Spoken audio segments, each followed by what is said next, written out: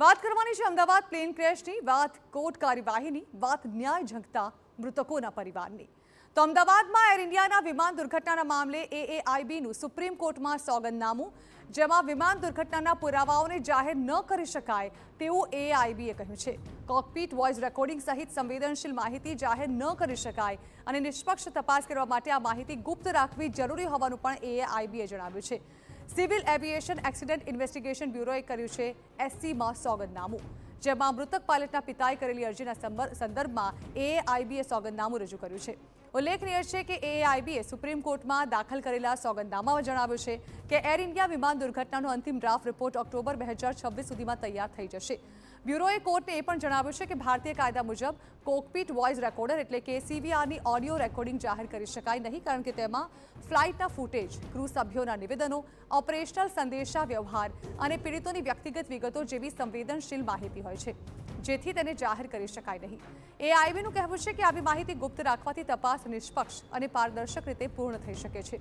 જો કે પીડિત પરિવારનો પક્ષ આ મુદ્દે અલગ છે. પરિવારનું કહેવું છે કે જો કાયદાકીય કારણોસર સીવીઆરની ઓડિયો જાહેર ન કરી શકાય તો ઓછામાં ઓછો ફ્લાઇટ ડેટા રેકોર્ડર એટલે કે એફટીઆરનો ટેકનિકલ ડેટા જાહેર કરવો જોઈએ.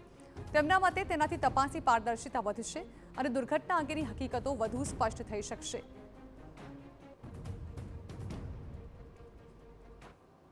आप गोपनीय रख सकते हैं, लेकिन FTR as soon as possible आपको रिलीज करना चाहिए एआईबी को. सीवीआर क्योंकि उसमें प्राइवेट की पर्सनल चीजें होती हैं पायलट की, और लास्ट मोमेंट का कोई भी सुनना नहीं चाहेगा, लेकिन वो जो सीवीआर है वो पायलट के पिता को वो सुनाया जा सकता है. ऐसे इंडिया में प्रीवियस केसेस में ऐसा हुआ है.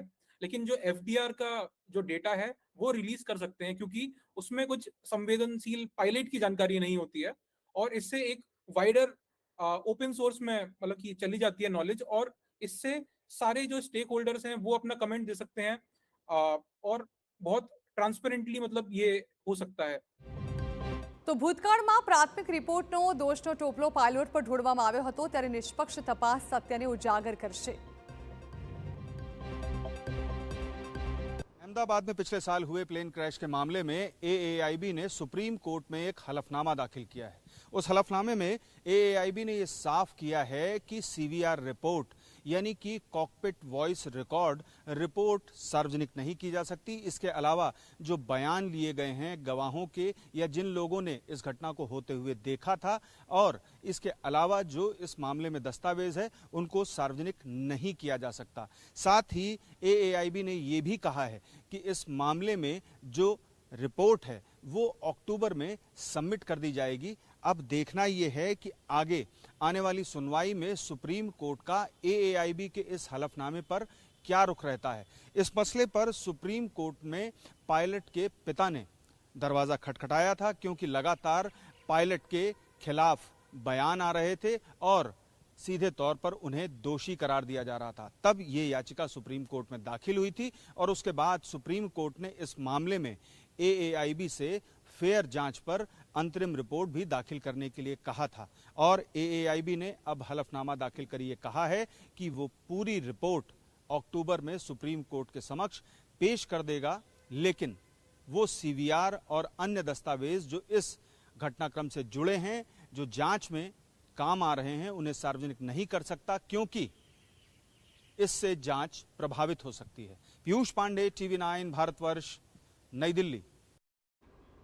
અને હવે વોલ ગ્રાફિક્સ સમજીએ પીડિત પરિવારોની શું માંગ છે અને તેમની શું દલીલો છે. સૌથી પહેલા જાણીએ કે પીડિત પરિવારોની આખરી માંગ શું છે. તો પીડિત પરિવારોનું કહેવું છે કે તપાસમાં સંપૂર્ણ પારદર્શિતા રાખવામાં આવે, તો સાથે જ પરિવારજનોને તપાસની નિયમિત માહિતી આપવામાં આવે તેવી માંગ પણ પરિવારજનોએ કરી છે. એઆઈબી પત્રકાર પરિષદ યોજીને તેની વિગતો જાહેર કરે તેવી માંગ પણ પરિવારજનોએ કરી છે.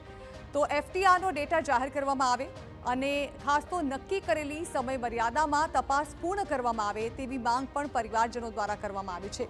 પરિવારજનો 1 વર્ષથી તેની રાહમાં છે કે તેઓને ન્યાય મળે, તો સાથે જ સમગ્ર મામલાની ન્યાયિક તપાસ કરાવવામાં આવે તેવી પણ માંગ લગાતાર પરિવારજનો દ્વારા કરવામાં આવી છે. નિવૃત્ત ન્યાયાધીશની અધ્યક્ષતામાં તપાસ સમિતિની રચના કરવામાં આવે અને ત્યારબાદ ઝડપથી આ મામલે તપાસ કરવામાં આવે તેવી માંગ જે છે તે પીડિત પરિવારો દ્વારા કરવામાં આવી રહી છે. રાહ જોવાઈ રહી છે ન્યાયની. માંગ છે કે જલ્દીમાં જલ્દી ન્યાય આપવામાં આવે પરંતુ હજી સુધી દૂર દૂર સુધી તેના કોઈ એંધાણ નથી દેખાઈ રહ્યા.